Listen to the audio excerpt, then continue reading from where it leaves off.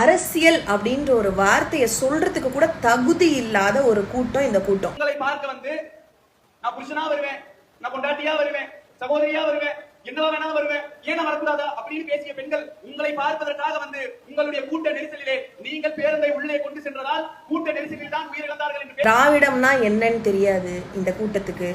திராவிட கட்சி எதற்காக தொடங்கப்பட்டதுன்னு தெரியாது. திராவிட கட்சியின் நோக்கம் என்ன அப்படின்னும் தெரியாது. திமுகவோட கொள்கை என்ன அப்படியும் தெரியாது. அந்த கொள்கையை எப்படி மக்கள் கிட்ட கொண்டு போய் சேர்க்கணும்னு தெரியாது. முன்னாடி எல்லாம் வந்து 10-20 வருஷத்துக்கு முன்னாடி எல்லாம் ஆக்கப்பூர்வமான அரசியல் பேசிட்டு இருந்தாங்க. ஆளுங்கட்சியில இருக்கிற குறைகளை சொல்லிட்டு இருந்தாங்க. மக்களுக்கு என்ன தேவை அதை ஆளுங்கட்சி பண்ணலைன்னா அதை சொல்லிட்டு இருந்தாங்க. ஆனா இன்னைக்கு அந்த குறையெல்லாம் விட்டுருச்சுங்க. விட்டுட்டு சிஎம் என்ன பேசினாரு அதை எடுத்து ட்ரோல் பண்ணுவோம்.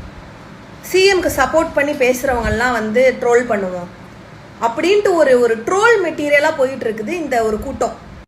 அடிப்படை அரசியல் அறிவும் கிடையாது, அடிப்படையா ஒரு ஜென்ரல் நாலேஜும் கிடையாது. அதனால வந்து இதுங்க கிட்ட பேசி வேஸ்ட் ஆஃப் டைம். அவங்க கட்சிக்காரங்களே வந்து இந்த கூட்டத்தை வந்து எதிர்த்துட்டு இருக்காங்க. ஸ்டாலின் சார், எனக்கு உங்ககிட்ட ஒரே ஒரு வேண்டுகோள் தான் இருக்கு.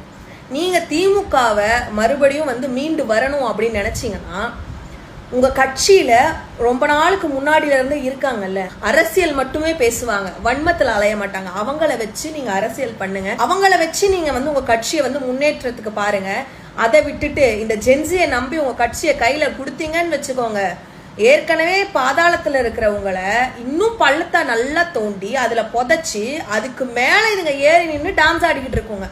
லண்டன்ல இருந்து வரத்துக்குள்ள கட்சியை காலி பண்ணிடுவாங்க போல இருக்கு.